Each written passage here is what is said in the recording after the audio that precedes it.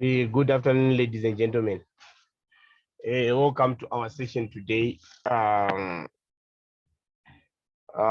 focus today, I just want to maybe before we move on to standard costing, in our next class, we'll be dealing with standard costing. But before I move on to standard costing, I would like to maybe review a little bit of things that you faced maybe in the test so that we can be able to discuss on how to deal with such things so that the next time we can be able to be well.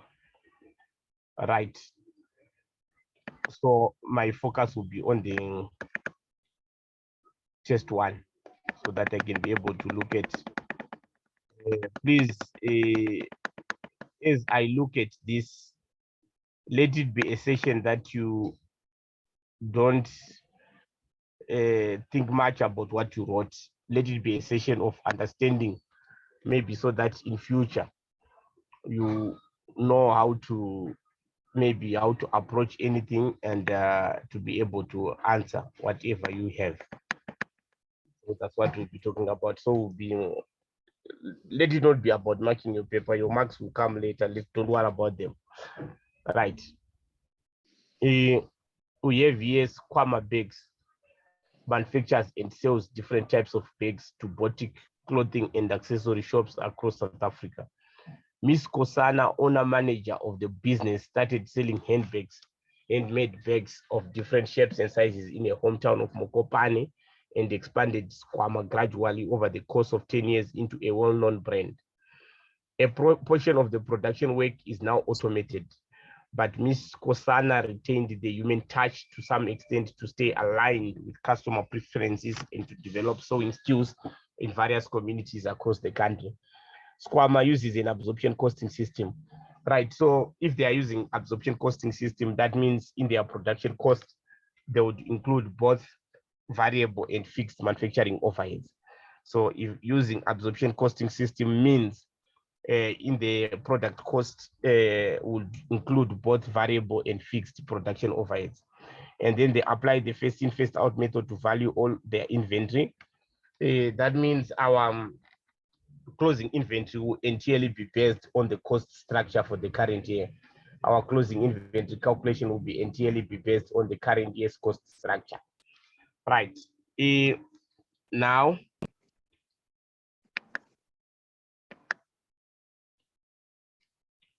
let's go to the required before we read everything. Or maybe let me just read that first paragraph, all of it. Squama's product range consists of 3 product types, namely makeup bags, MAC drawstring shoe bags, draw bees, and shoulder sling bags, shoulder bees. Although each product is available in a variety of colors and with some design differences, such as in terms of zips, also called zippers or zip fasteners, location and shape of pockets and finishes, the production cost of each bag of a specific product type is deemed to be the same. In other words, the production cost of all MAC bees are equal, the production cost of all draw bees are equal, and the production cost of all shoulder bees are equal. But there are differences between the production cost of MAC bee and the draw bee and the shoulder bee. No opening inventory of any materials, work in progress, or finished goods existed at 1 April 2022. Right. One thing that you should understand here, they're saying that of each bag design, there are different designs that they make in terms of the zips and stuff like that. But regardless of those changes, the cost per unit remains the same for each type of bag, although they are different amongst the bags. Right. Then let's go to the required.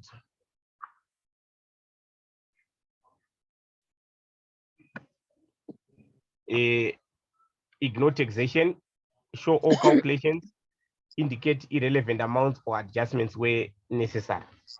Right, calculate the total budgeted selling costs for SIQUAM. Right. First of all, before you answer a question, you have to understand your question.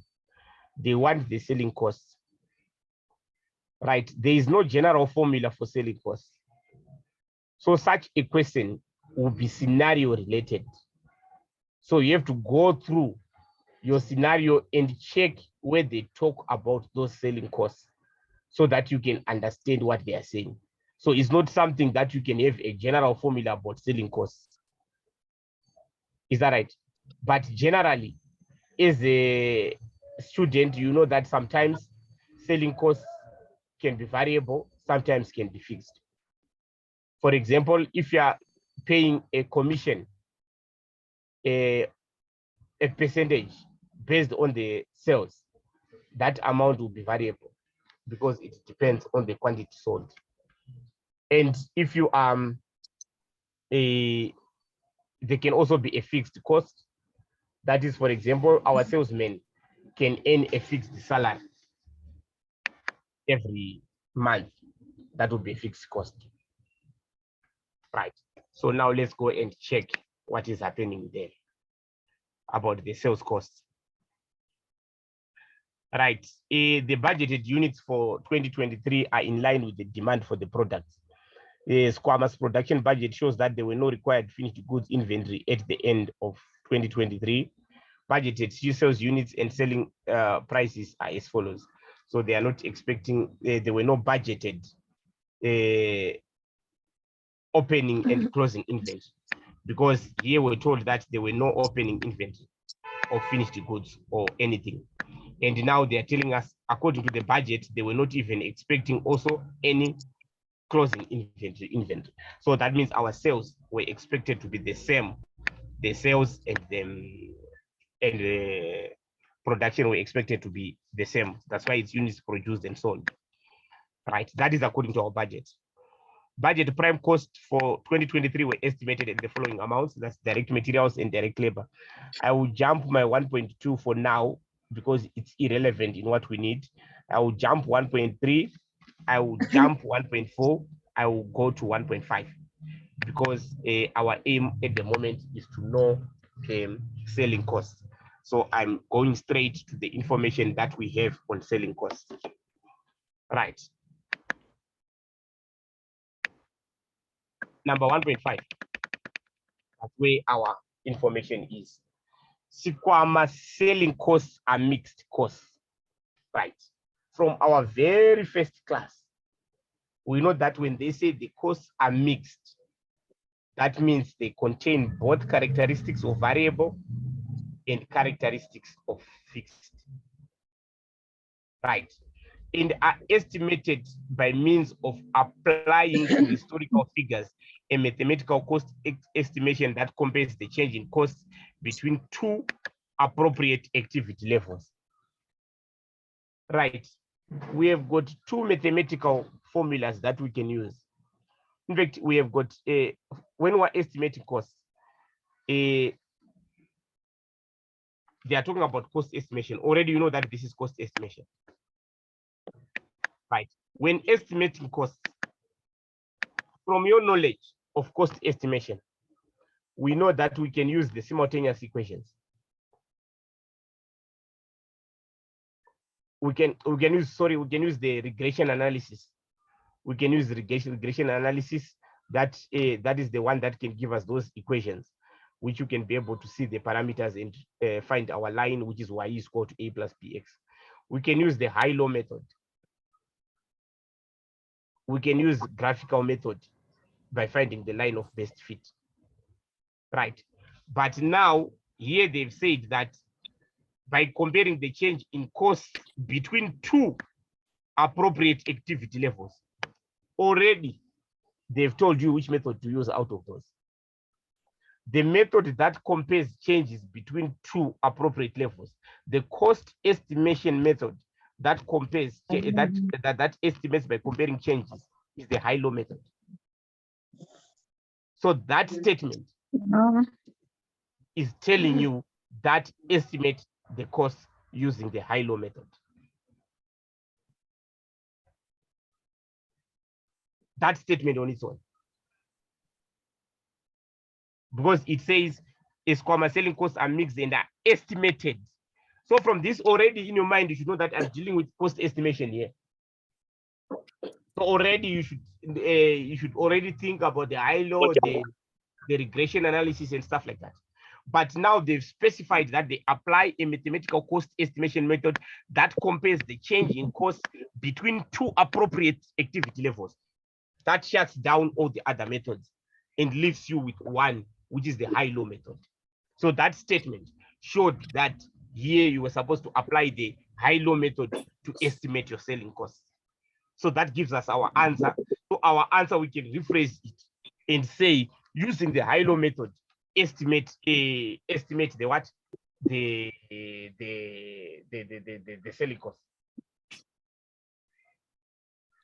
That's how we can rephrase the answer. Right. And then adjusting, then they say it doesn't end there.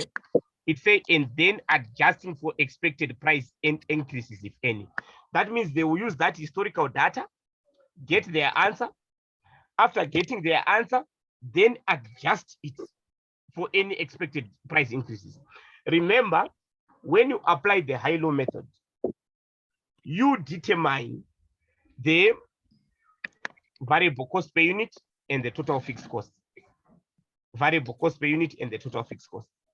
So now, after determining those from the historical data, then they adjust for any expected price increases.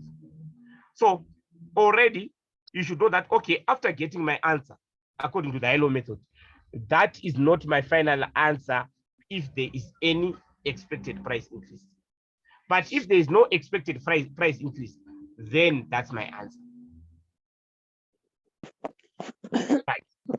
The variable selling cost per unit is the same for all product types. So that means whatever product type, the variable cost is one and the same. Variable selling cost per unit was expected to increase by 4%. So our variable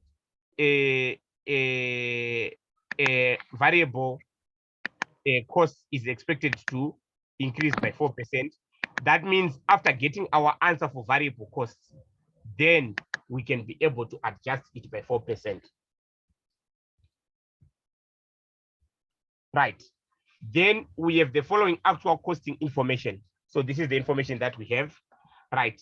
So this historical data for 2022, we are supposed to use it to estimate our cost for 2023. That historical data, according to the high-low method, you use it to determine your variable cost per unit and your total fixed cost. Right. Now, our first point of call would be to find our total, our variable cost per unit. Right.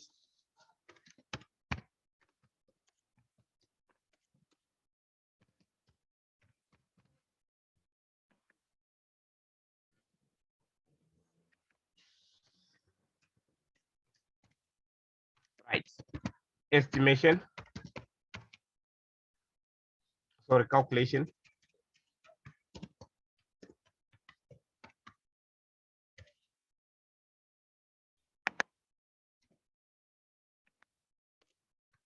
Of total budgeted selling cost.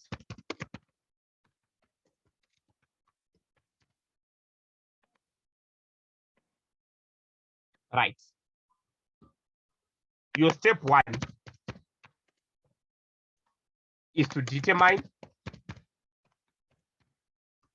the highest and lowest levels. Right. So that the first thing is to determine the highest and lowest lowest levels. Right. There is one area that sometimes UNISA has been sort of inconsistent. Right. If you check, our highest on the units is 25,000 and our lowest is 17,500. Then our highest on the cost is 161. Our lowest is 128. So if you can see, we've got two different lowest in terms of units and in terms of cost. So where I'm talking about the inconsistency is that long back, they used to take according to, they used to prefer according to the activity level. But over the past, I think 2 years or so, 2-3 years, they've now been taking according to cost. So I would assume that the preference at the moment is to use the cost instead of using the what? The unit sold, because that's what they've been applying over the past 2-3 years. So that means the lowest will be this one. The highest would be this one. So when we use the our high-low method, you ignore all other levels and then you just concentrate on the highest and the lowest level. Right. So that means we would say the lowest is Q1.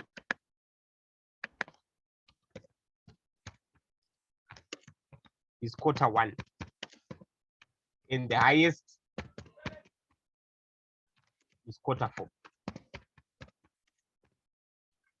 Right. And maybe let me just do this.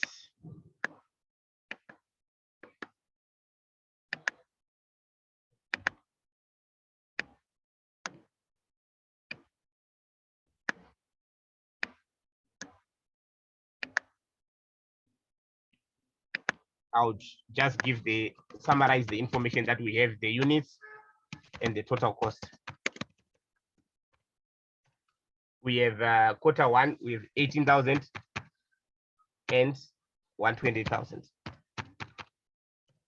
Q2, we have got Q4, sorry. We have got 25,000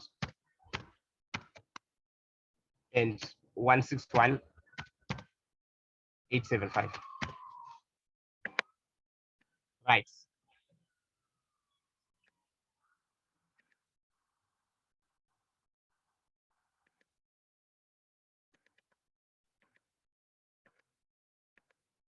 Right. So this is the summary of the highest and lowest. So you then ignore all other observations. You don't use the other observations anyway. If we're using the what? The high-low method. Step 2, you then have to determine your variable cost per unit.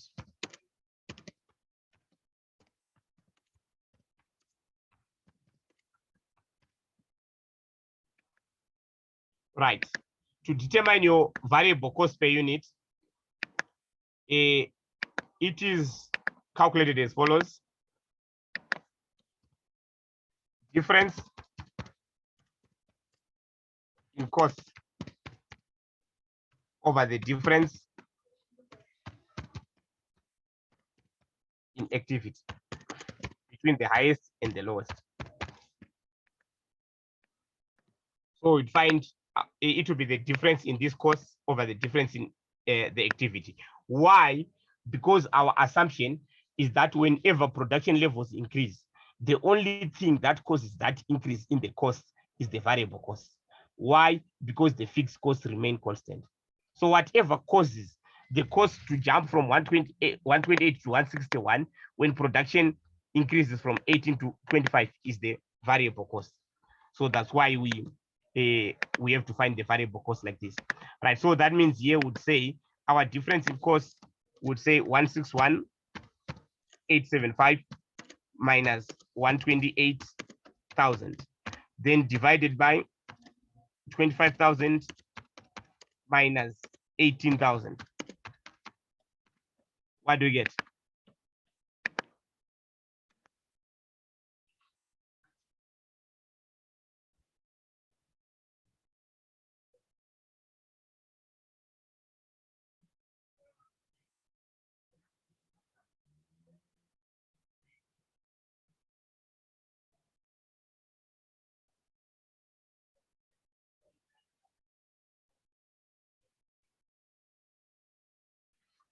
Thank you so much. So we have a 484 per unit.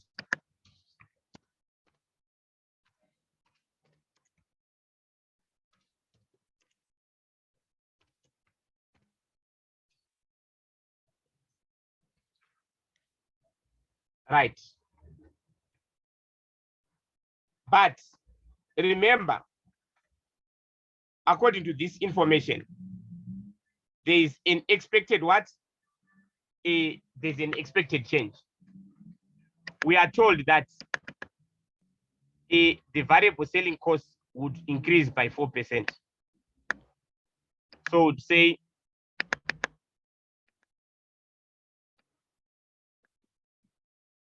maybe, okay, maybe before I go to that, let me just find the fixed cost. Determine total fixed cost.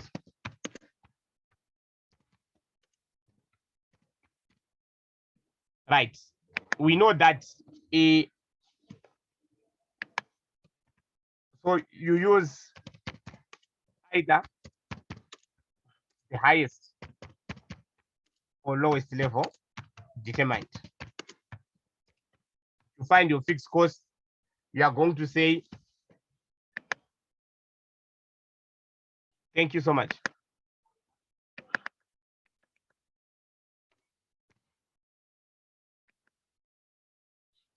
Total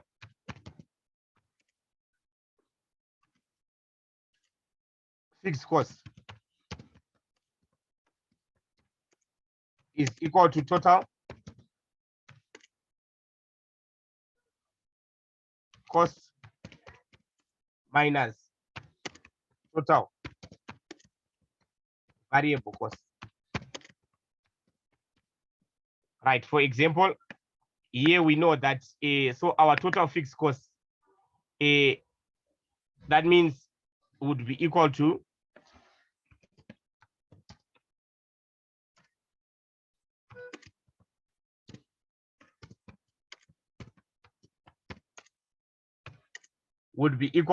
the total cost, let's say 128,000 minus 18,000 multiplied by 484. You can use any of the two levels, either the highest or the lowest. What do we get?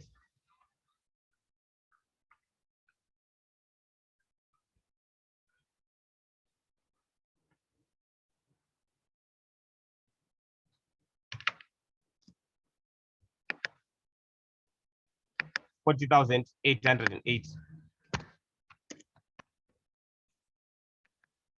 So even if you use the 161,875, there will be just a slight difference, because remember that we had to round off. This figure here. So you can use even the 161, you still get the same answer. Is that right?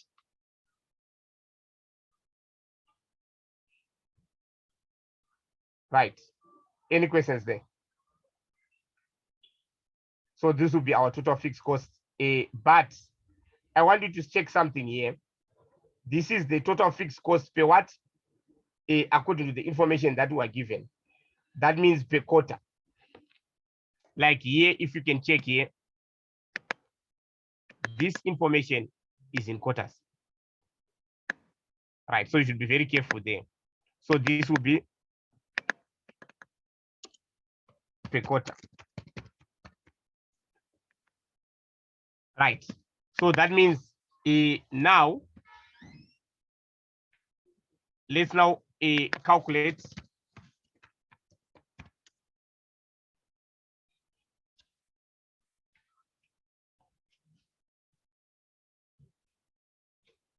the total selling cost for 2023. We know that the variable cost per unit would be equal to 4.84 multiplied by 1.04, because we're told that they will increase by 4%. What will we get?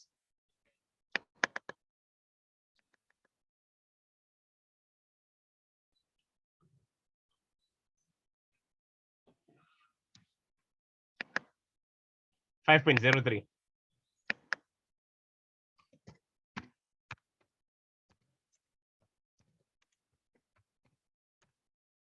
Right. Then our total fixed cost, there was no change, so it will be the 40,880 multiplied by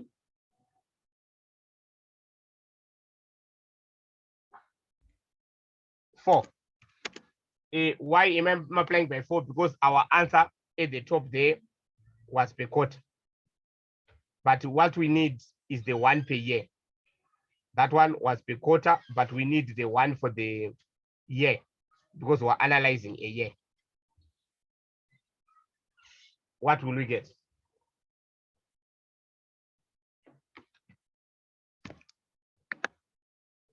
$1,635.20.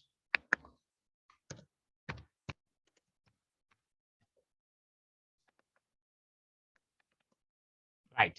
So that means our total cost, we can say a variable selling cost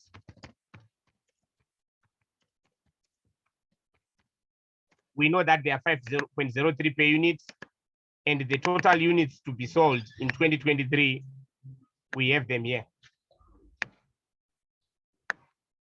Right, so we'd say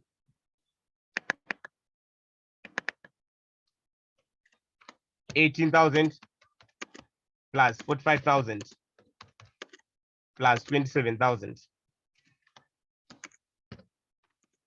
And remember, we told that they are the same per unit, multiplied by 5.03. What will you get?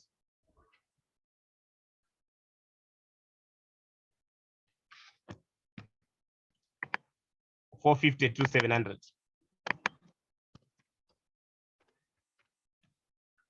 Then we'll have our fixed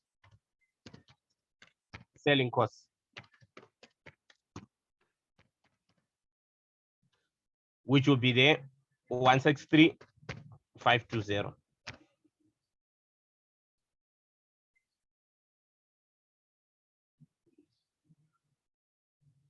Right. Then we get our total selling costs.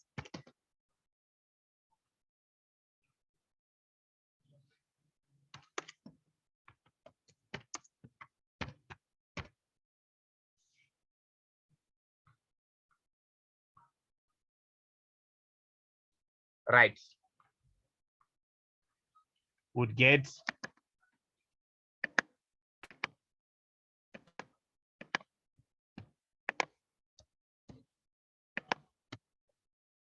this.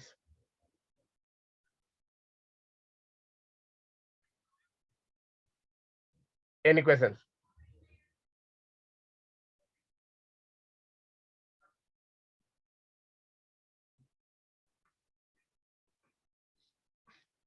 Right. So that's how you use the high-low method.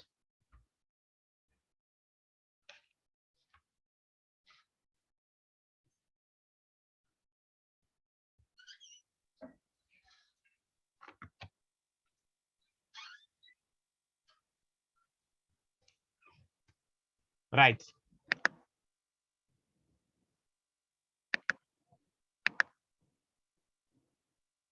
Sorry, Mr. Eugene. Yes. Thereby variable selling costs, the 18,000 plus 45 plus 27. Where do you get them again? The units that we have, remember that is per unit. We have them here, which are highlighted here. These ones. Oh, yeah, the units to be sold. Oh, okay. Yes.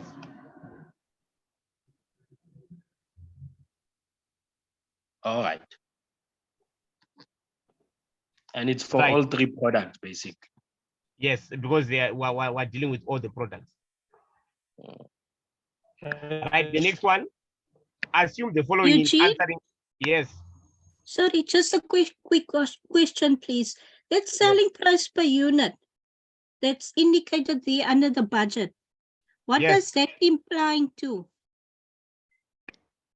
Here, the question we're looking for selling costs with nothing to do with the selling price. Selling costs.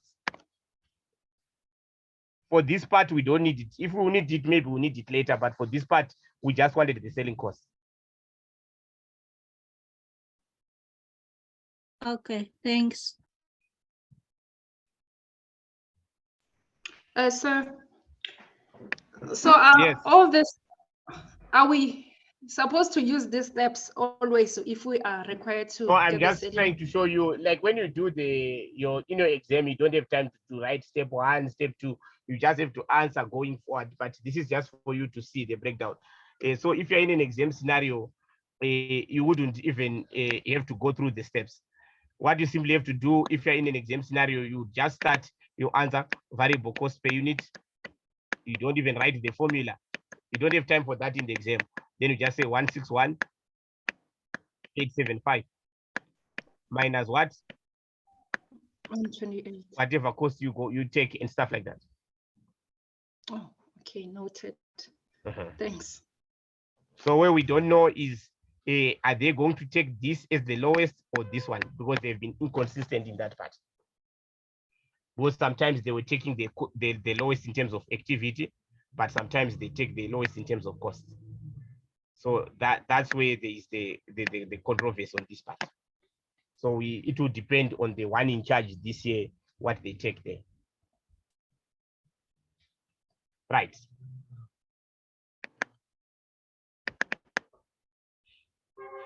Then we go to the next part.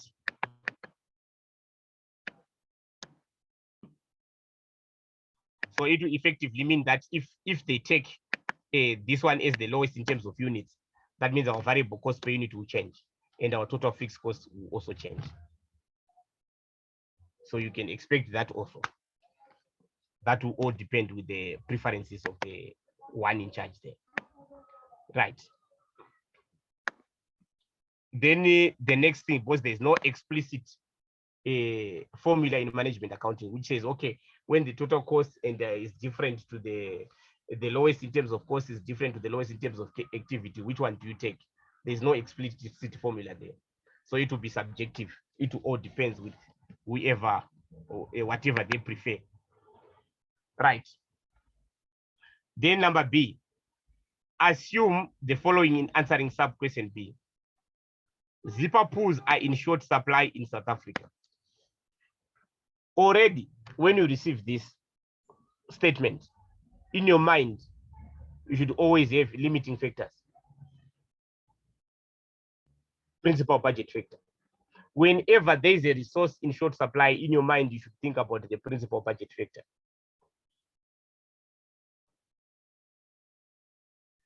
Right. And also, sorry, so please, guys, for the sake of the exam, when they give their formal review, let's check what are they preferring. So whatever they will prefer in terms of determining the smaller one, whatever they will give in their formal answer, that is what we should follow the whole year, because that will show the preferences of the one who is in charge.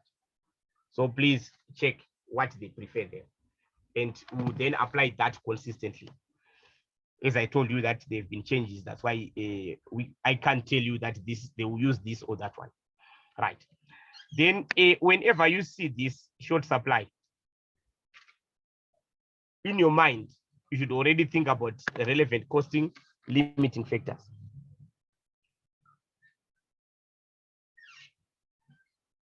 And only 150,000 zipper pools are expected to be available to Squama to purchase for production in financial year 2023. And all other information remains as given in the scenario. Calculate the budgeted optimum production mix. This question also, whenever you see them asking the optimal production mix, that is the best combination of producing our products given the circumstances that we're in. That question on its own, you should know that they're asking about limiting factors. That there's a resource that is in short supply and we have to reduce our production. What we want to produce cannot be produced, so we have to cut our production. So find the best way of determining which of the products should be cut and which should not be cut. If you see this question on its own, you are on limiting factors before you even go to the scenario.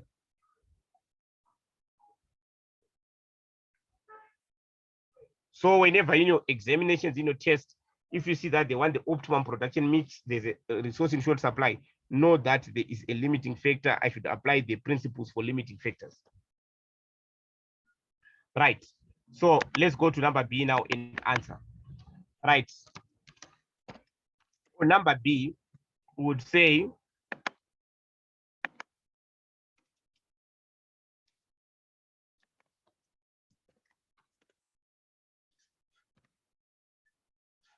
a optimum production plan.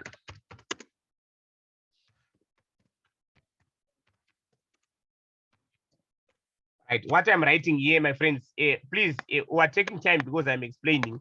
So that's why I don't say no. If it takes this, then why was it for that? The part that we did today, it takes you less than 5 minutes to do if you're in an exam scenario. But so as long as you go through the page and when you understand them, it can be easy for you to just quickly go on the question. Right. When determining the optimal production plan, so the notes that I write here, you will not be writing them in your exam or your test. These are just for you to understand the concepts. Right. The limiting factor, we also call it a principal budget factor or limited resource, will be allocated to the product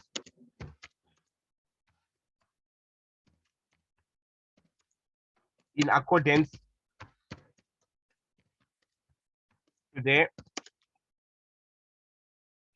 contribution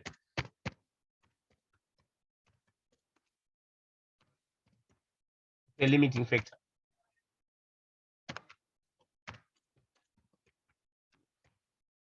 Right.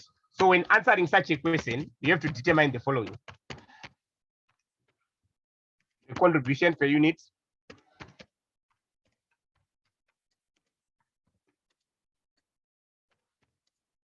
which is equal to the selling price of each product minus the variable cost per unit.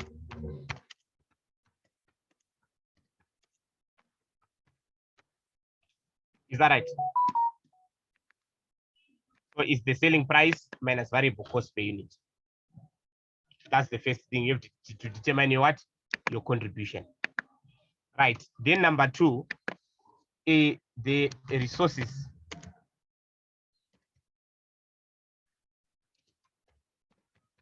of limiting factor required per unit of each product. In this case, the zippers. In this case, the zippers are the ones that are a problem. So we have to find the zippers there. Then next, you determine your contribution, a limiting factor.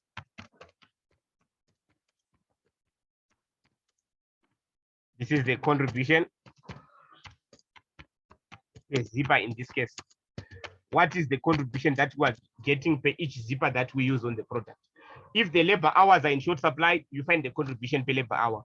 If it's the machine hours, find the contribution per machine hour, whatever that limited resource is. Right. Then rank the product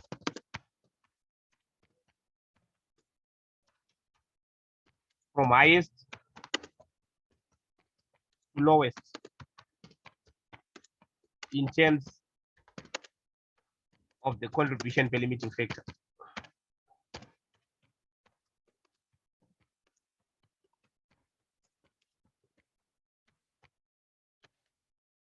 Right. Then you allocate the resource, the limited resource, in accordance with what? With the ranking. Right. So we're going to have our products.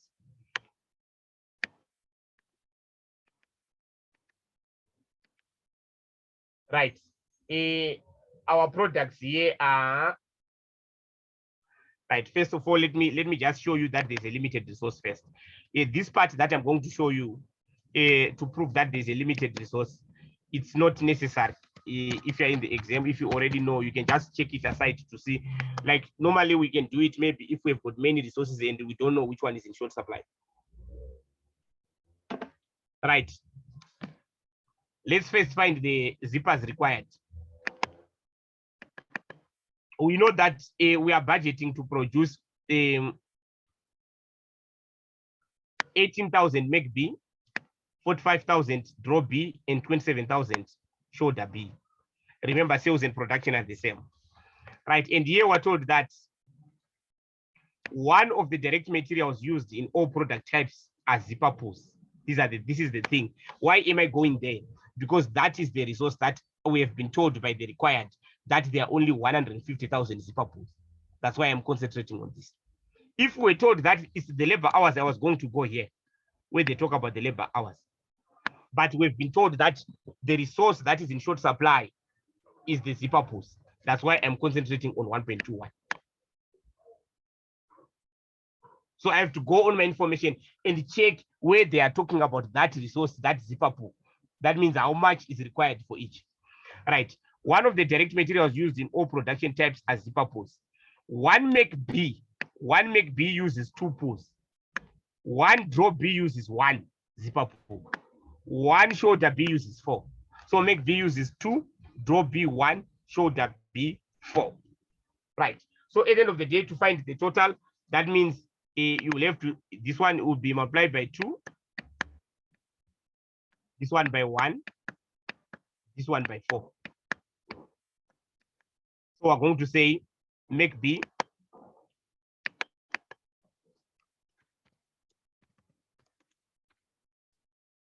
that is 18,000 multiplied by 2, which will give us 36,000.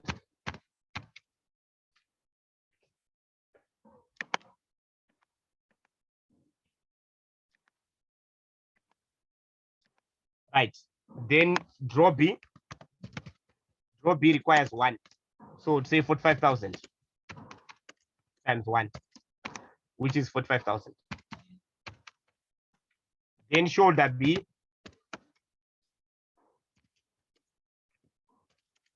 would say 27,000 multiplied by 4. Would you give us what?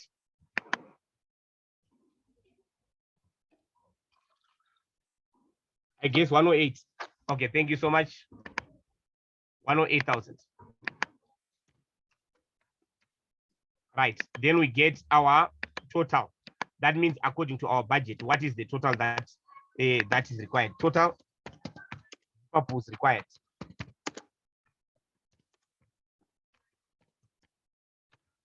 Which is equal to our sum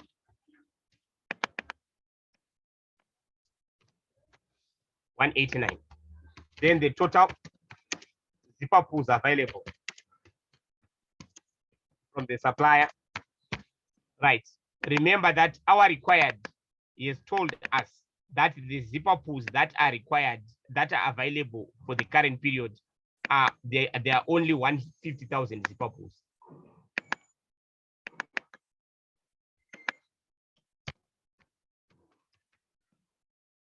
Then there's a shortfall or a deficit of the required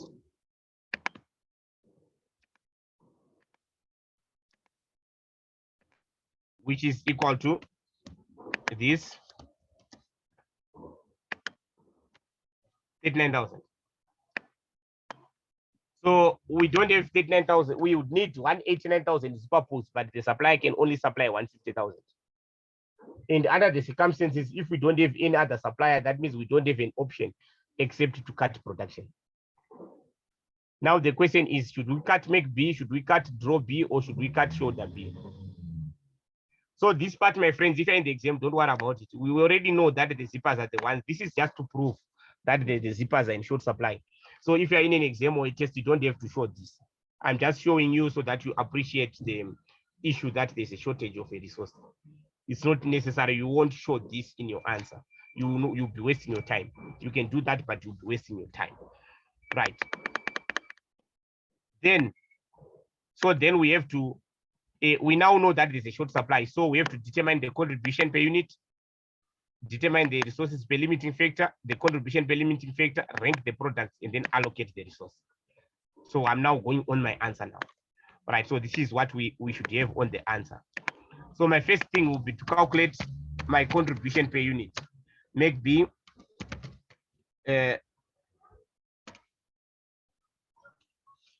draw B and shoulder B.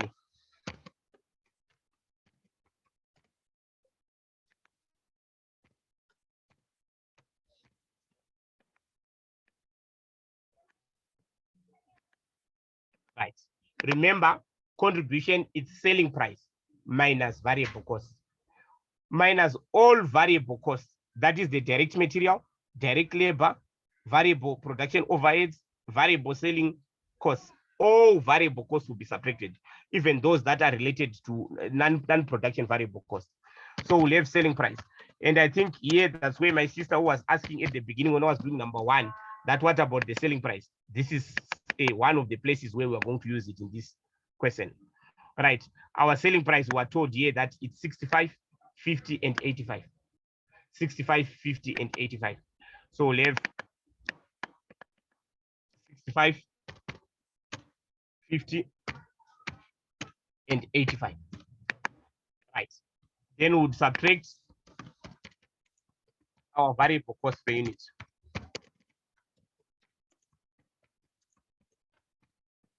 Right. Our variable cost per unit. Right. Budgeted prime costs from our knowledge, from our first topics. Or 80. Thank you so much. 65, 50, and 80. Thank you so much. Right. My friends, budgeted prime cost from our knowledge.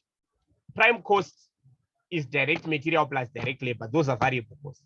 So that means 1.2 will be included under variable cost. Prime cost is direct labor plus direct material. And we also know this is irrelevant for this question. Conversion cost is direct labor plus overheads. Conversion cost is direct labor plus overheads. Prime cost, direct material plus direct what? Direct labor. Right. One of the direct materials used. Okay, we're already given here. We don't have to calculate. They are given. They've given us per unit. Sometimes they don't give you per unit. They'll just give you the quantities like what we're given, that this one requires 2, this one requires 1, this one requires 4. Then they give us the price basis, zipper pool. So you just have to multiply the quantity times the price. But here we're given, so just take 16, 19, and 30.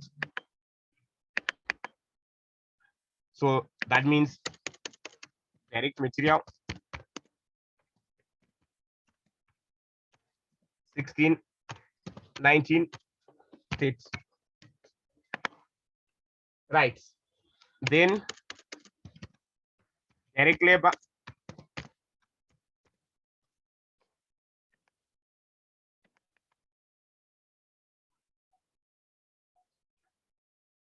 right. Our direct labor,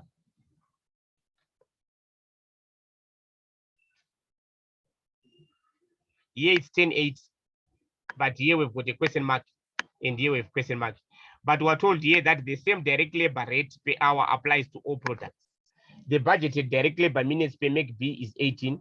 One draw B is budgeted to require 12 minutes of direct labor, and one shoulder B is required to 30 minutes of direct labor. Right.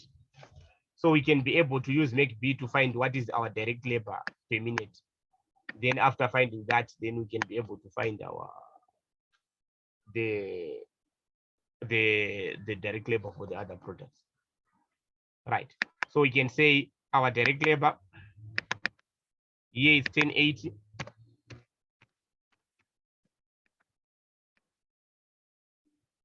Let me just increase my decimals here. Right. Right. Let me just work on my direct labor here. For the other two products, we're just given the time. But we, if you are given the time, when given the time to produce a unit, to find your direct labor cost, you multiply the time required times the direct labor rate. Is that right? So now our direct labor rate, we have been given the time for make B, and we know the time for make B, it's 18 minutes. This is in minutes. And the labor is 1080. So to find how much they are paying, we can just say 1080 divided by 18. What do we get?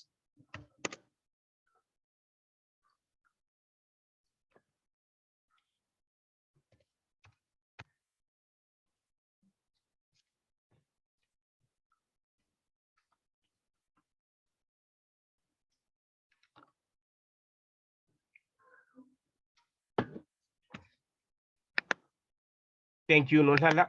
That's 0.60 per minute. This is per minute because remember I divided by minutes.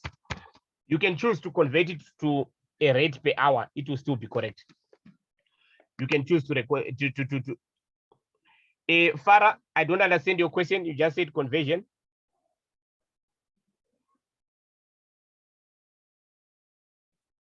Maybe may you elaborate so that I can be able to assist there.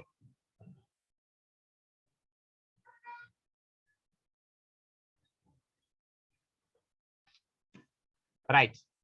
Okay, I don't know, maybe they will give their question. Right, you can even convert that to a rate per hour. But multiplying by 60, it's still correct. But I can opt to just work with minutes, considering that the time is given in minutes here. Right. Then this is 12 minutes. This is 30 minutes. I'm not worried about make B because it's already given. I'm worried about draw B and show the B, which have got question marks here. So I'll just multiply the minutes 12 and the 30 times the rate that I got. Right. So, okay, thanks, Farah. Right. So we'd say 12 times 0.6. Then the other one, it will be 30 times 0.6. So whether you convert it to an hourly rate, your answer will be the same. Or you just work per minute, it will be the same. What will you get?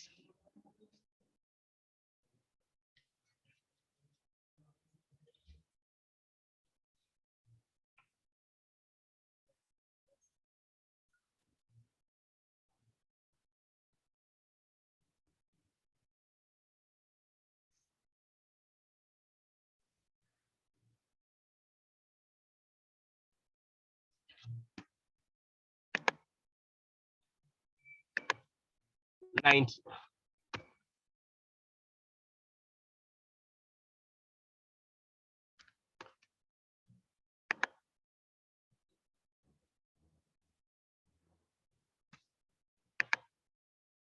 $7.2 and 50.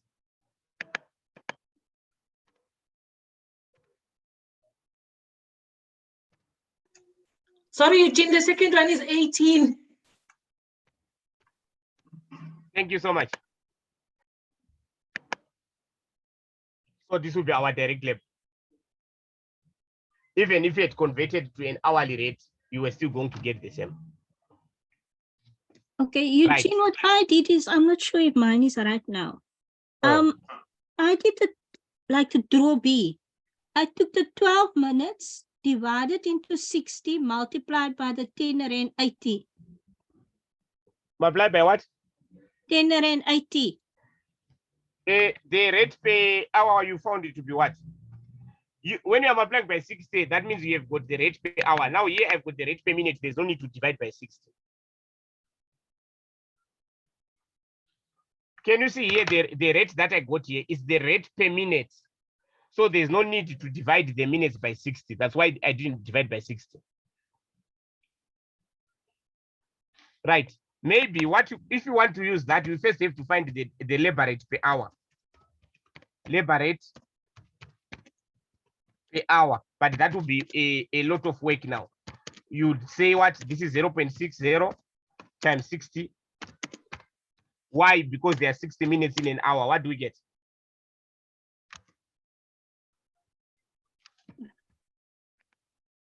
36. So that means the labor rate is 36 rand per hour. Then in that case, my sister, that's when you would say 12 divided by 60 times 36.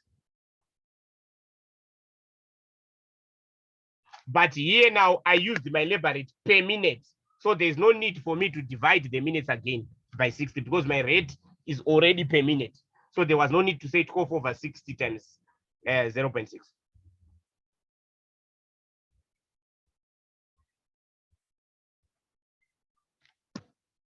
Or maybe I didn't understand your questions. No, I understand now. Thank you. Okay. Oh, I think now I get what you are saying. You can also come here. All right. I think I see something on what you were saying. This is 12 minutes, isn't it? And this is 18.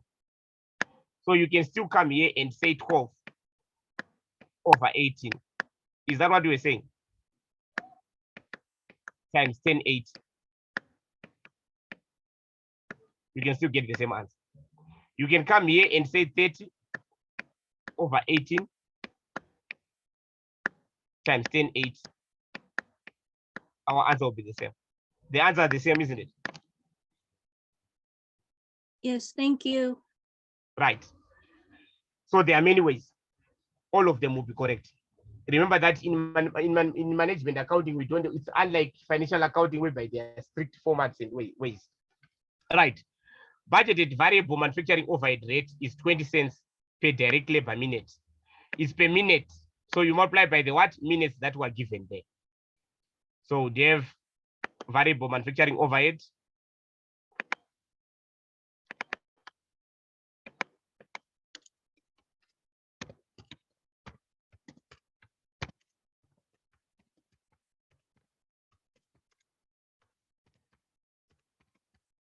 We are given the rate per minute.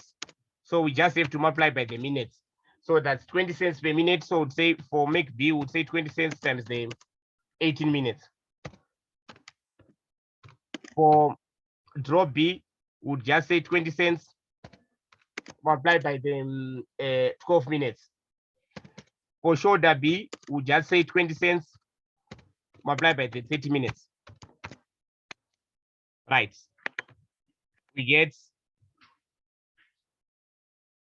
Manasseh, you'll be fine. 3.6, 2.4, and 6.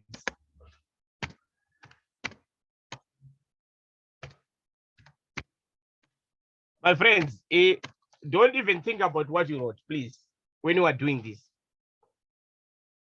The more important thing, this is test 1. If you didn't do well, there are 4 tests, they take the best 3. Going forward, you try to push your marks in the next test. Right.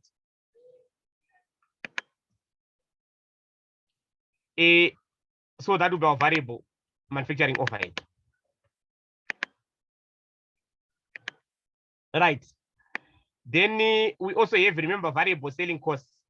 The variable selling cost, you take the one that you calculated on number 1. We said for 2023, the variable selling cost would be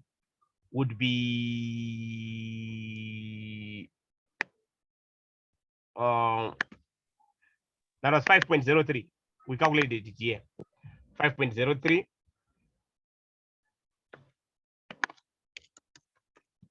Variable selling costs.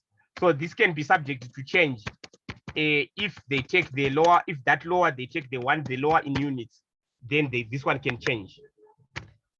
So for now, we'll just use that, but we'll confirm the one that they are preferring for the sake of, because we normally know that the person in charge for the whole year will just be the same, so it will just be the same there. All right, so they said that the variable per unit, remember they said that it's the same. The variable selling costs were told here that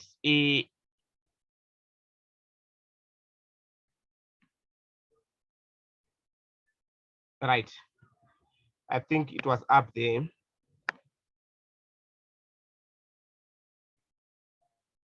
Where they said, yeah, the variable selling cost per unit is the same for all product types. Right, so these are all our variable costs. Then we find the total.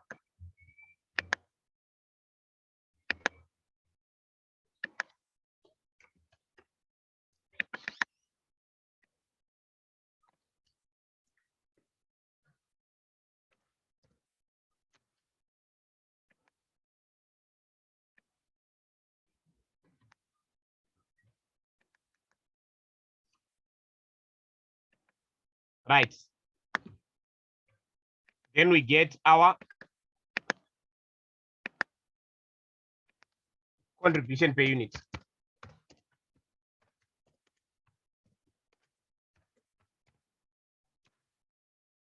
Which is the selling price less the variable cost.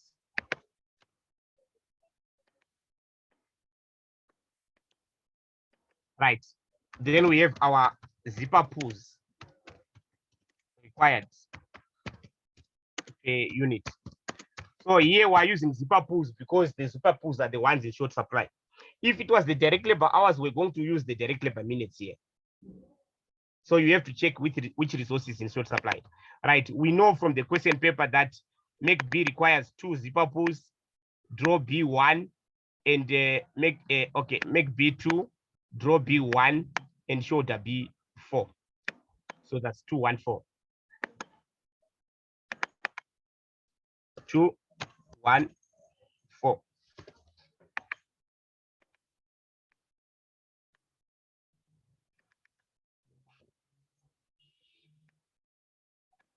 Then we find our contribution per zipper pool.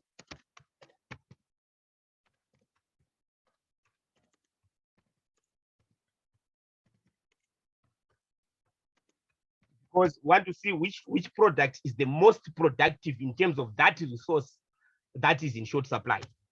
Right. So we'll then divide our contribution divided by the zipper pools needed. So we'd say for neck B, would say 29.57 divided by 2. For draw B, would say 16.37 divided by 1. For shoulder B, would say 20.97 divided by 4. What do you get?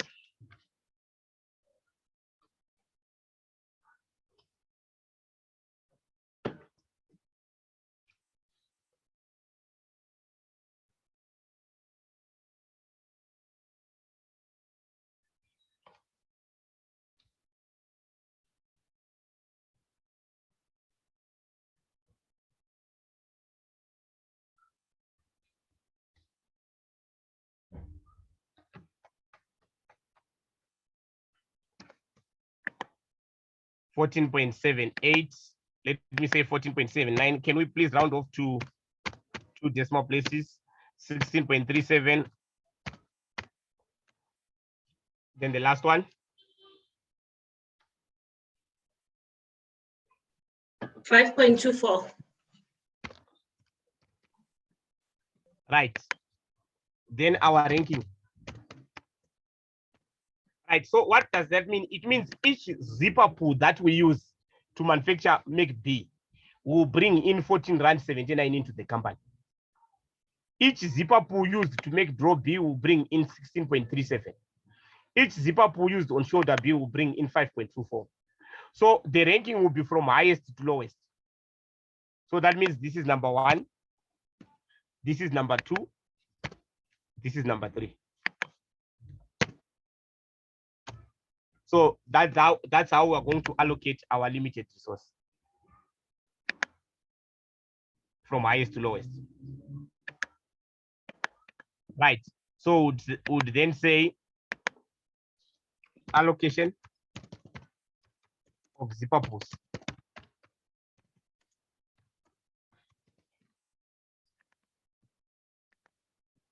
Purpose. Right. Zipper pools available. Remember, they are 150,000. Right. We'll first allocate to draw B. That's our number 1. That's our most productive, our most profitable product.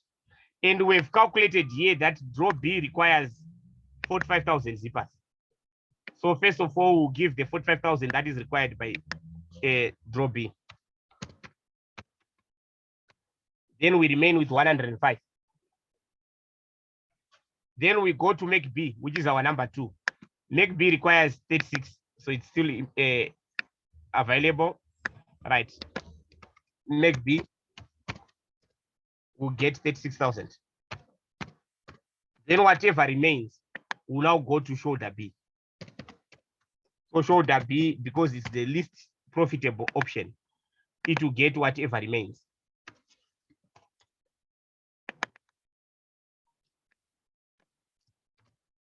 Which is 69,000. So although shoulder B requires 108, it only has 69,000 zippers. Then when we know the resources available, we can now devise our optimum production plan. When we say optimum production plan, we mean the number of units that should be produced for each product for us to get the highest profit under the circumstances. So that means make B will produce all the units, make B and drop B.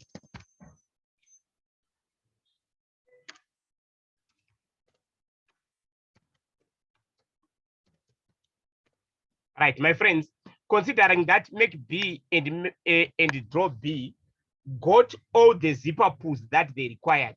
That means for make B and draw B, we are going to produce all the units required. That means the 18,000 and the 45,000. Because all the they've got all the zippers that they need. So that will be 18,000 and 45,000.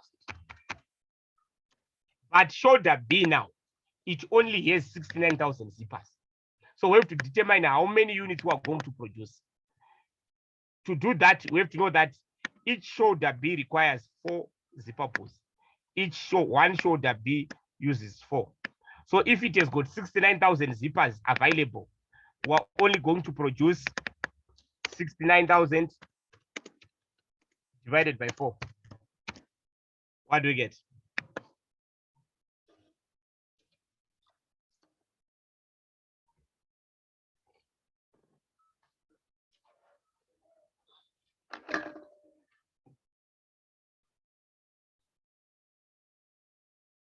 Can you just give me a minute? Just a minute.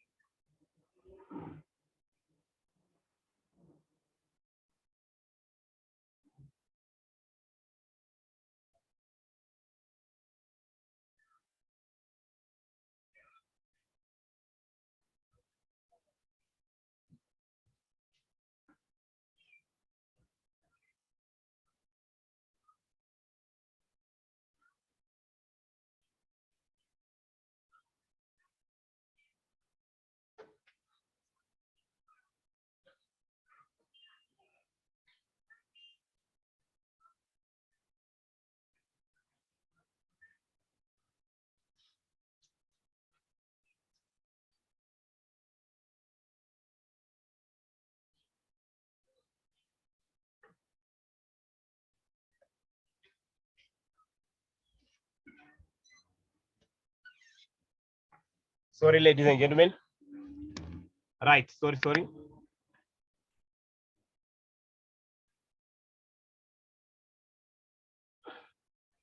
Leonora, you are saying under contribution per unit. Should it not be what? 20.97?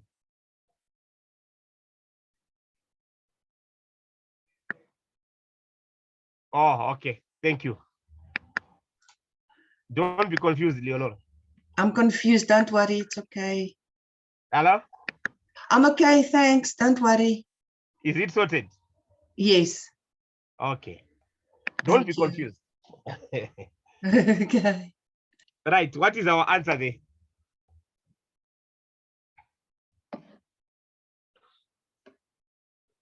Sorry, Eugene, please explain to me why do you divide by 4? Because each unit of the shoulder B requires 4 zippers. And we've got 69,000 zippers available. From the question here, where can you see where I highlighted there? Yes, I can. Yes. So we said we allocated 69,000 zippers to shoulder B. And we know that each unit requires 4 zippers. That's where the divide by 4 is coming from. Okay, thank you. Thank you. So 17,250.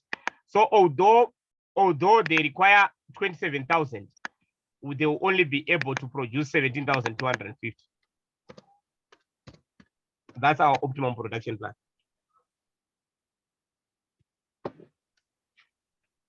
So that's the optimum production plan that was required.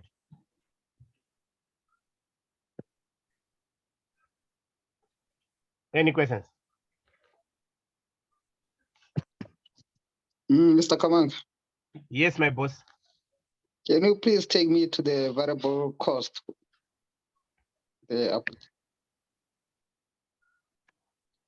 Yeah, here on the variable selling cost. Would I be wrong if I instead use the variable units? If you use the what? The variable units that we have calculated. If you use the which one? The units, or does it always have to require us to use the selling cost? Does it always require? I think I'm not getting your question. There at the top, we have calculated the variable selling unit. Yes. So would I be wrong if I can put that amount of 4.38 on there? That one is for last year, remember? Okay. And we're told that, if you still remember, that was for last year, but we're told that it is supposed to be adjusted for increases of 4%. Okay, thank you. In 2023. So you were supposed to adjust it for 2023. Okay. But to those who might be worried that, okay, if I got a wrong answer on number 1 and I use that wrong answer on number 2, right? If you use the wrong answer on number 2, if you carry it over that wrong answer to use it on the right place, let's say on the first one you found 3 rand here, and you take your 3 rand here, on this part you'll be marked correct. Okay. Right. So we'll move on to the next one. Number C. Assume the following in the answering subsection, subsequent C only. This is for C only. Don't use it for any other parts. Now, if they say assume something, you only use that for that part of the question. You don't use anything else. That means even if it's contrary to what is on the given information, you use what is here. Right, the budgeted contribution per unit is 30 for make B, 15 for draw B, 20 for shoulder B. So whatever contribution you had obtained on B, you ignore it, you use the one that they've said. Then they say, calculate the budgeted break-even point in units. Right, now we know that when we have multiple products,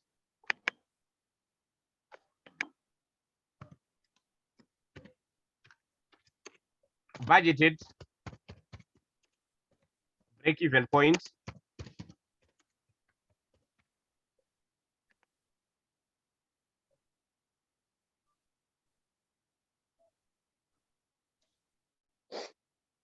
where is the 1.4?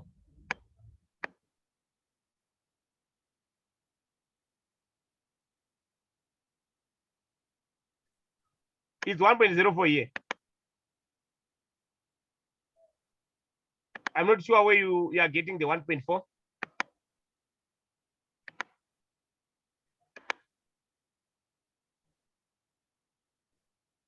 Okay. Yes, 104 over 100. It's 100% plus 4%. It's 104%. So 104% over 100. That's the 1.04. Okay, thanks, Manasseh. Thank you also, Fedzisani. Right. So here, my friends, we know that our budgeted break-even point, to calculate it, we say our total budgeted fixed costs divided by the weighted contribution per unit. Right. So already from this formula, I know that I need to calculate my total budgeted fixed cost in my weighted contribution per unit. Right. So let's first determine our total budgeted fixed cost.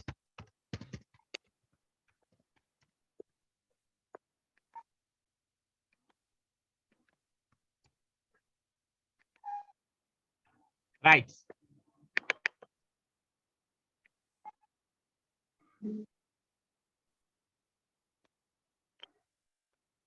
We first have the fixed manufacturing overheads amounted to 400,500 for the 2023 financial year. Remember, we're talking about the budgeted. So our budgeted fixed manufacturing overheads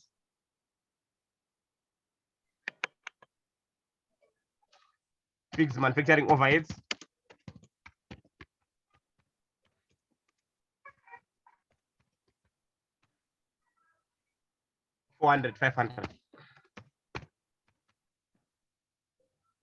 Then we have the selling costs. Remember, they are mixed. So we've got the fixed selling costs.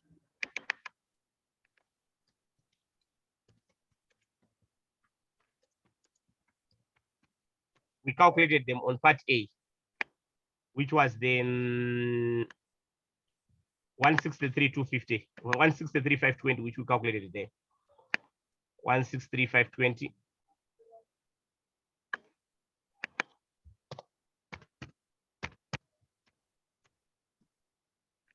Right. Then there was also fixed administrative costs, 118,000.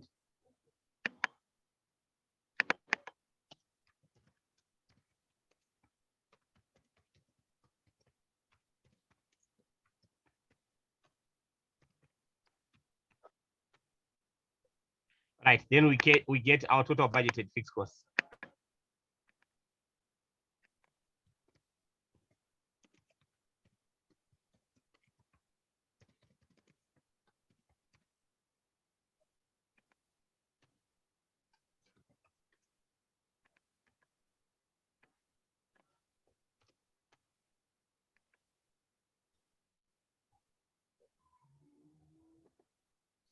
Right. Is that okay? Now we need our weighted contribution per unit.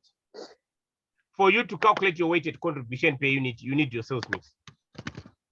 Your sales mix refers to the proportions in which you expect to sell your goods.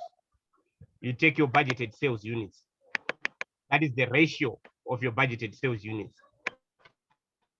So that means our 18,000 is to 45,000 is to 27,000. So we can say 18,000 is to 45,000 is to 27,000. If you simplify from your mathematics, you're going to get 2 is to 5 is to 3. Like my common factor for those three numbers is 9,000. The easier way, you just take out the zeros first. Then you remain with the 18, 45, and 27. Then you find what is the common factor, it's 9. Then divide everything by 9. That's where my 2.5, 2s to 5s to 3 comes from. So I'm dividing every figure there by 9,000. And if you don't understand the complications of mathematics, you are also allowed to just leave it as 18,000 is to 45,000 is to 27,000. Simplifying it just helps you so that you don't have big calculations. Right. Now to find our, Eugene, yes. can I also, what I did is I took the 18,000 and made that 1. Then I just Yes, try that to can be divide possible also. You can then Okay. divide everything else by 45,000, by Yes. 18,000. Yes. The ratio will also be the same. Okay, but mine is different, so it doesn't matter what ratio No, you but get. the issue is the answer at the end will be the same. Oh, okay, thank you.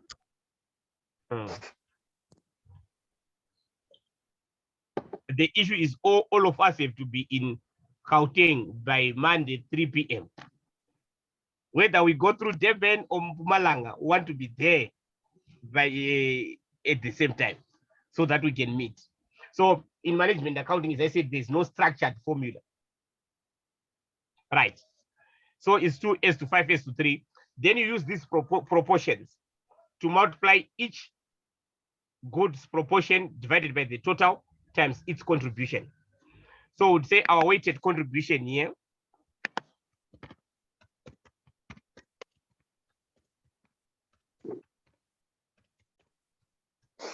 those who are also used to this one of batches, it's also correct. I think I showed you last week. Right, you'd say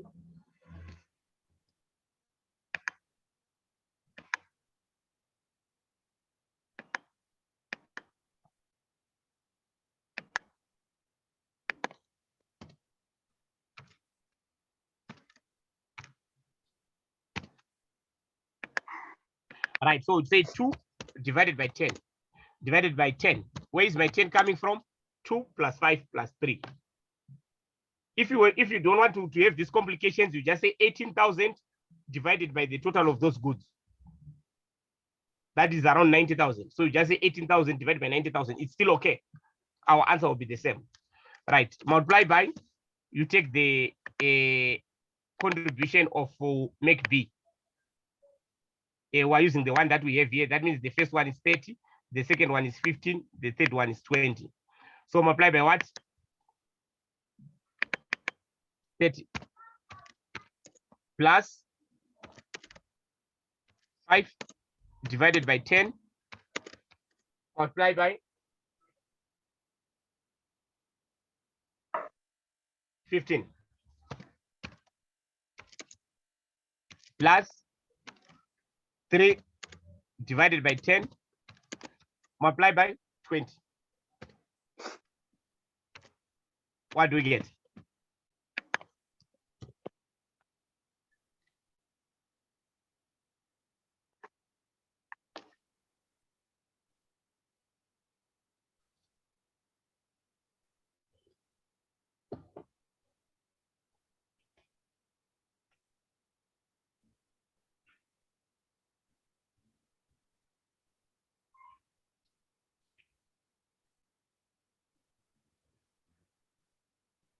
Thank you.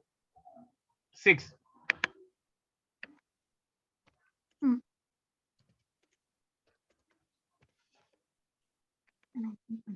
So then our break even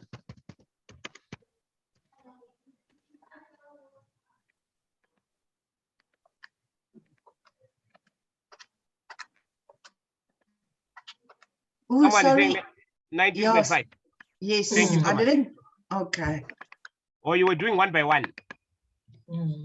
Yes. Okay, thank you so much. Still okay. Right. Eugene, Yes. so Eugene, where did you get the fixed manufacturing overhead, the 400, 500? It's given on the question. Where? Yeah.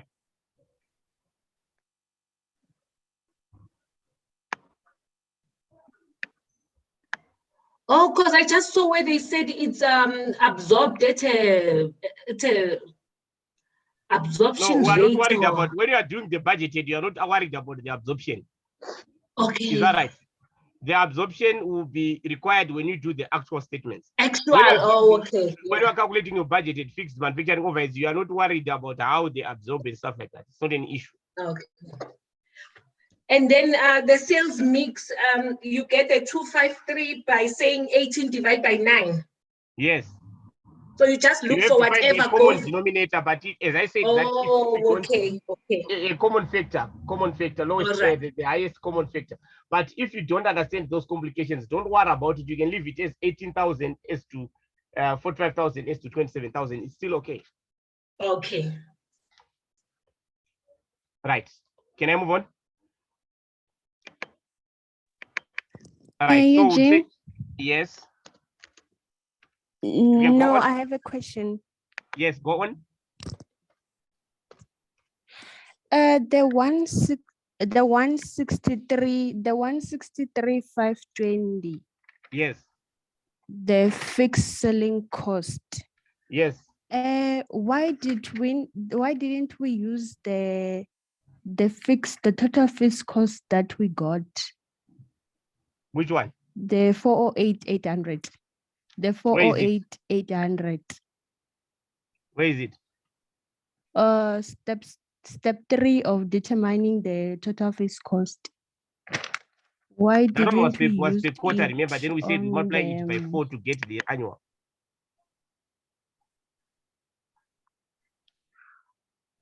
Here it was per Oh, quarter. Our information was given per oh, quarter, but we are dealing with a year. So we had to multiply by 4 years to get the 163. to get the 163. Okay. And also my variable cost per unit, I used is it the variable cost? No, let me see. Yes, the fixed cost. I used the highest of, not the lowest of. Yes, you Is get the it a same answer. problem because I won't get the fixed data? No, you get it. It will be almost exactly the same. Get But because this figure is rounded off, there will just be a slight difference. almost. Yes. Actually, if this is not rounded off, you Okay. get exactly the same amount. So in this case, there will be slightly different because this 4.84 is a rounded figure.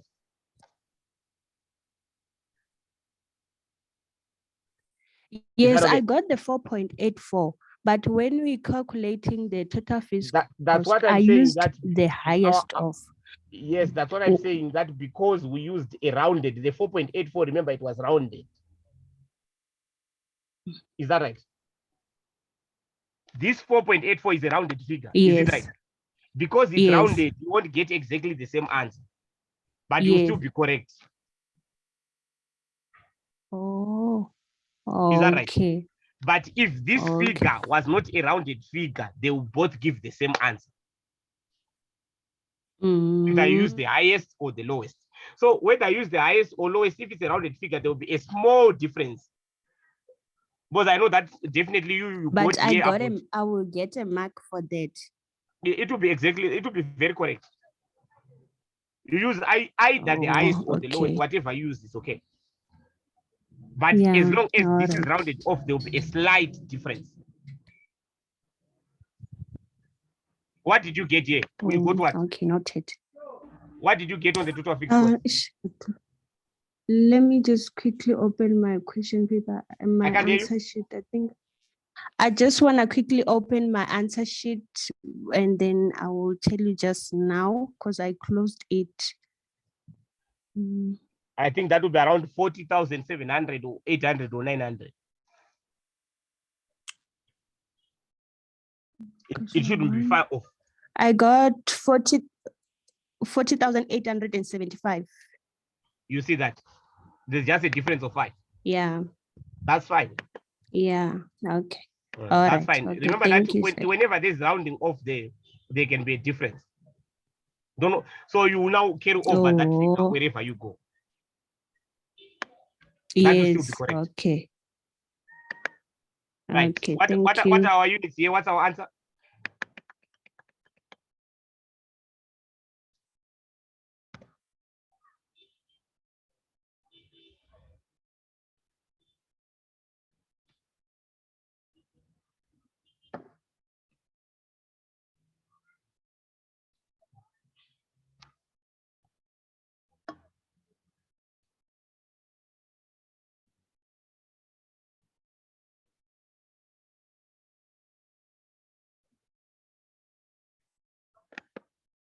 Three 4,976.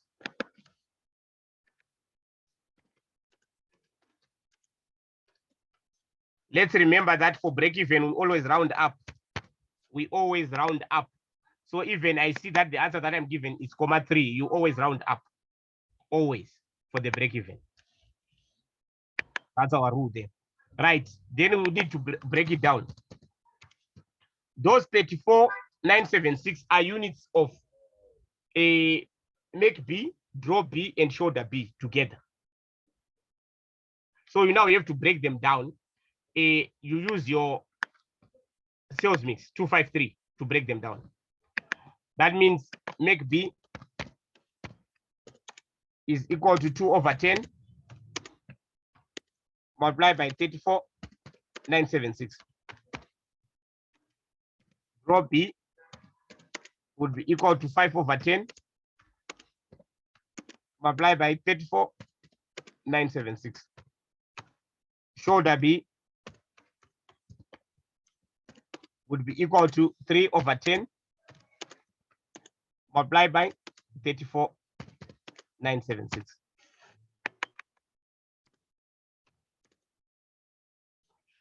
So please note, if on number one, if they take that 17,000, if they use units to find the lowest, that will mean that our number, our answer to A, B, and C, and this part will be slightly different.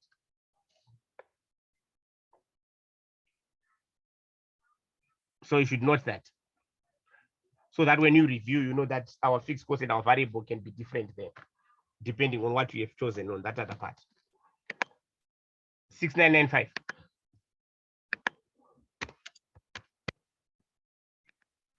Then this one.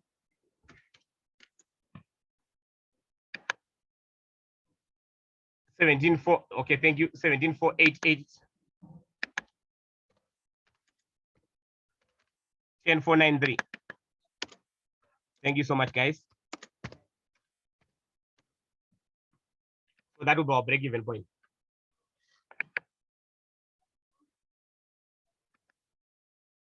So that's break-even. Any questions?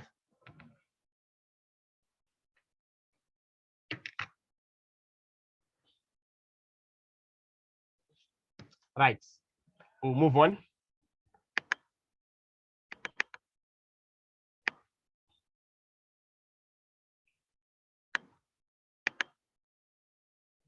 Units, yes, break-even units. Units.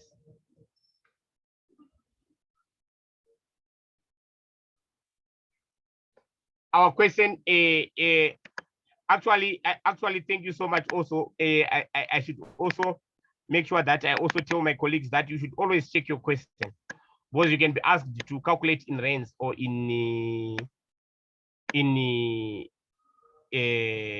US, not in rands or in units.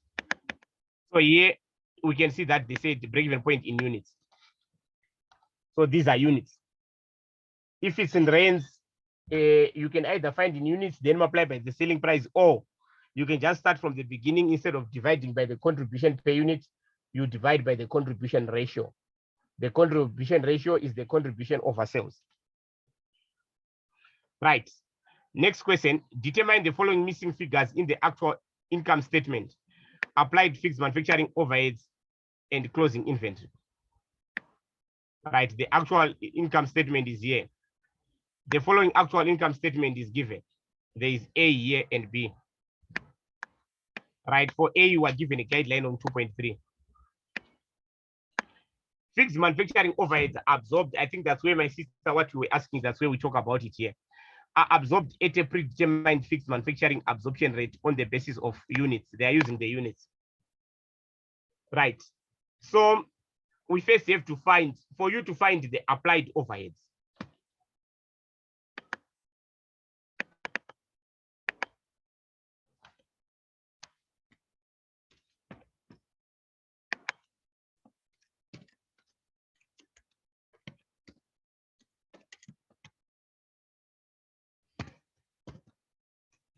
Right, let me just say, first of all, applied fixed manufacturing overheads.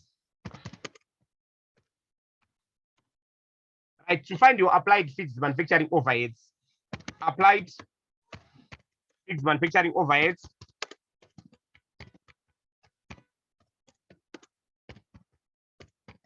will be equal to the budgeted overhead absorption rate.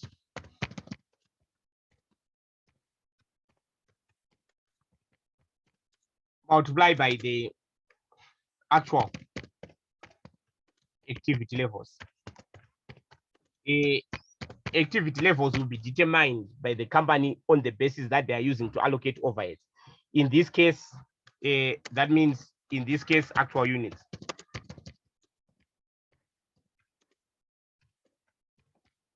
So that means we need to determine our budgeted overhead absorption rate, right? To get our budgeted, so even if it's for actual, the rate that we use is the budgeted. Remember, we talked about that in class, that the activity levels can only be determined at the year end, but they need to make decisions during the year. So always to allocate overheads, they use the budgeted overhead absorption rate. So in this case, it will be the total budgeted fixed manufacturing overheads. And I think there was someone asking on the group about variable overheads and fixed overheads. This overhead allocation, we normally use it for fixed, because variable, we can trace them to the units manufactured. They are related to the units manufactured. So there's no need to apply them using a predetermined rate. Right, over the total budgeted activity levels. In this case, we're saying what? These are units in this case. So they are not always units, but in this case, they said that the company is using units. It can be direct labor hours, it can be machine hours, it can be something else. So it all depends with the measure that the entity has chosen, right? So then we would say our total fixed, we use the budgeted figures to determine your overhead absorption rate. Even if we are dealing with the actual statement, our overhead absorption rate should be calculated using budgeted figures. We use budgeted figures, right? Right, in terms of, the activity levels, in terms of like when we say activity levels, that's the cost driver activity levels. Cost driver activity levels there, right? So our budgeted fixed manufacturing overheads, remember, it's 400, 500. And our budgeted units, this time they are using units, it's 90,000. So we're going to say 400, 500 over 90,000. My friends, my 90,000 is the total of the units, 18 plus 27 plus 45. What do we get? Sorry, Eugene, Yes. just a quick question. That 90 Yes. units, but here they only refer to make B. Are you still using the total? You said what? They are only referring to make B. Are you still using the total units? For you to get the fixed manufacturing overheads, it uses the total. But when Okay, we now apply, we only apply to make B. Okay, thank you. Is that right? But when you calculate your overhead absorption rate, it uses all the products there. 4.45. So that means 4.45 per unit.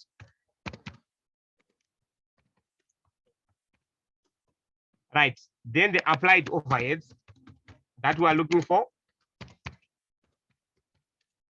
would be equal to, right? We then check the number of units now of make B, my sister. Now that's when we now talk about make B. Right? How many units were produced? 17,000 units were actually sold and 20,000 were produced. We're interested in the manufactured. We're interested in the manufactured. We are interested in the manufactured. That's the one that we'll be using to allocate our fixed costs. So we'll use these manufactured units. So the manufactured units are 20,000. So we'll allocate according to those 20,000 that were produced of make B. Right. So would say would say 20,000 times 4.45.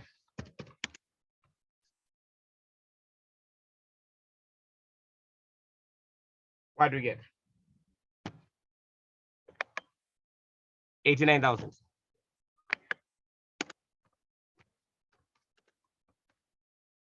So that's the what? That's the overhead that we have. Is that right?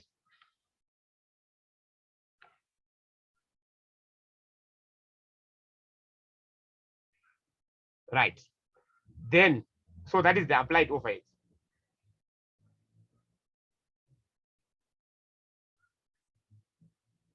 Any questions there?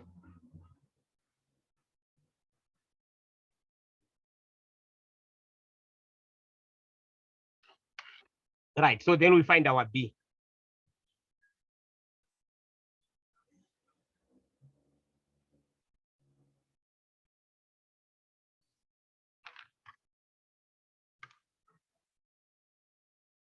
Right, our question B, it wants us to determine the closing inventory.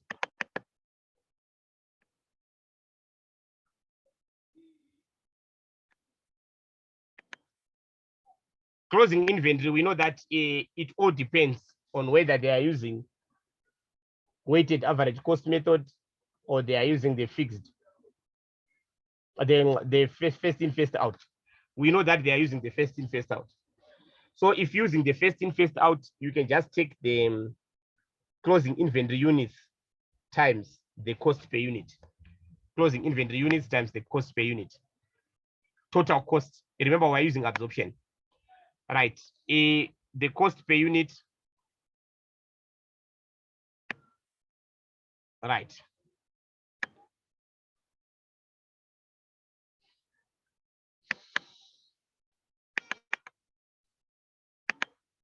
B.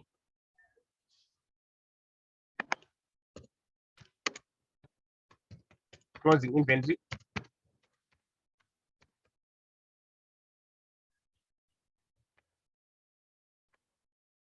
This will be the closing inventory units.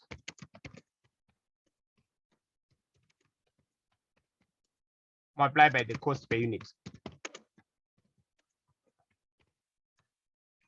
Closing inventory units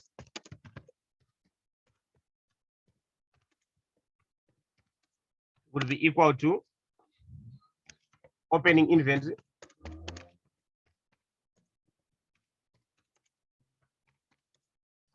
plus production units. That is if they are not given. If they are given, you don't have to calculate. Minus sales units, which is equal to, right. Remember that I think we told that there was no opening inventory. Right, we told that there was no finished goods opening inventory. Right. Then their production, remember we're using actual figures here. The production was 20, the sales were 17. So our closing inventory will be 20 minus 17.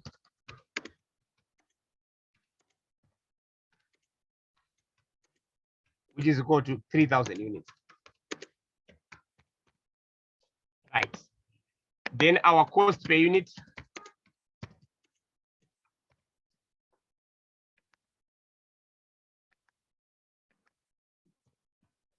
Right.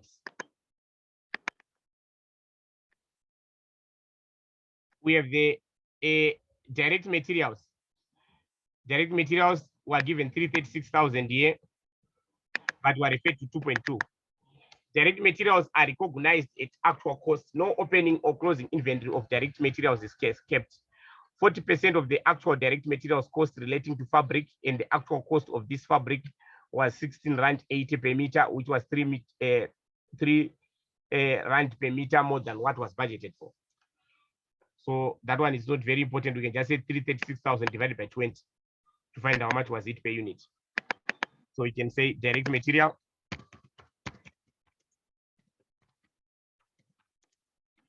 $336,000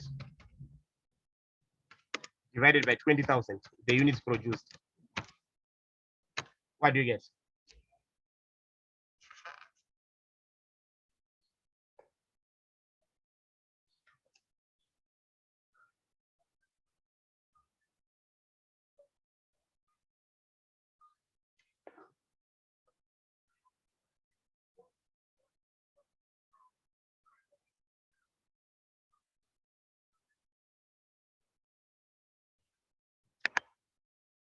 $16,800.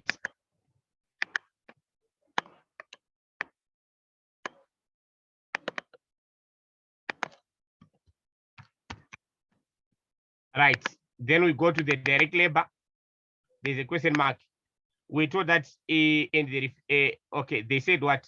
Did they say anything here?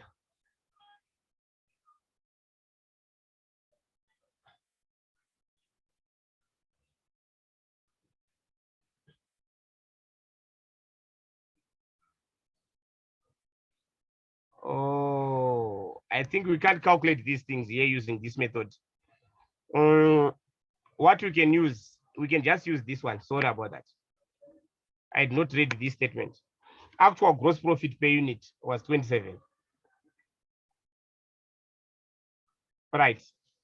So we can say, sorry, I have to change, in order for me to calculate the cost per unit, I have to use another method, because we can't determine the actual direct labor. They didn't tell us that it was the same as budgeted, so we can't use that. So, but we know that a gross profit, remember, is equal to sales minus cost.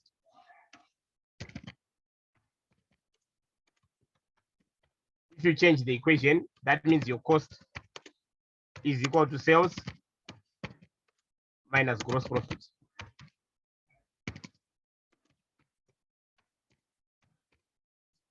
Right. Now our selling price. They sold 1,020,000, and this was sales of 17,000 units were sold. So we can say our selling price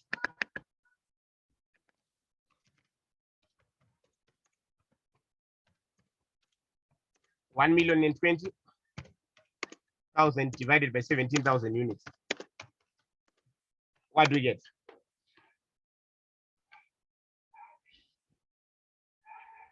So I had to change, because I saw that I couldn't calculate the cost one by one. So I have to change to anything else that I'm given that can help me. So that means our cost is equal to 60 minus our gross profit. So from your knowledge of accounting, you know that a cost is, so that means minus 27 rand, which is equal to 33 per unit. Right. Thank you. Then my closing inventory would be equal to, I know that these are 3,000 units times 33, which is equal to 99,000. That will be my closing inventory. Any questions?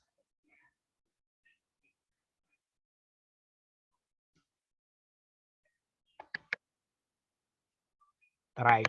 If we don't have any questions, I think the rest we can do, we can try to do them. I think the next part, I'd not done a standard costing with you, but I think the questions were a little bit, the first one was just theory. So you we'll look at that after we have done a standard costing, but you can look at it, but number F, we had already done it. So actually the one that was negatively affecting you, which we had not done, was part E, because we didn't do standard costing, but the other parts we had already done them. Right. Very sorry for those who could not make it, and congratulations to those who made it. And let's use this as a stepping stone. Some of you maybe are writing UNISA exams for the first time. Use it to learn and see the expectations. And don't be disappointed with what you did, but rather use it to learn how to cross in the next sessions. Then I think I will verify the one that they are taking in terms of that ILO method. I will verify their preference for this year. Then I will be able to come back to you whether we should use that one that I used or the other one, whereby we can use the units to determine the highest and the lowest. I will verify. Then I will be able to give you the feedback so that in future you can be able to know which one to use. Right. So my friends, thank you so much, and sorry for disturbing your holiday. But may I please also ask you that, can I please also disturb your holiday on Monday? On Monday in the evening. Monday in the evening at around 6 o'clock, plus or minus few minutes, on Monday in the evening. And that class will be looking at, want to look at standard costing. So that we can be faster, just use the information that I already gave you. I already gave you things on standard costing. Read ahead so that when we just meet, I'll just come with questions and explanations to show you how to apply standard costing. So please go to the documents. I've already sent them in your groups. I think I did about a week or two ago on standard costing. Go through them, and then I will be able to give you the explanations when we meet. Thank you so much. So we'll meet on Monday. Right, okay, and along the way, I know, Mark, it's a problem. So along the way, we'll be organizing additional sessions along the way. Instead of the once a week, we'll be organizing additional sessions so that we can be able to practice. Some of them, I will maybe, I will not be doing what we do in class. I will just maybe make it a revision class and stuff like that along the way. Thank you so much. God bless you richly, and have a blessed holiday, my friends. Thanks, Eugene. Thanks a lot.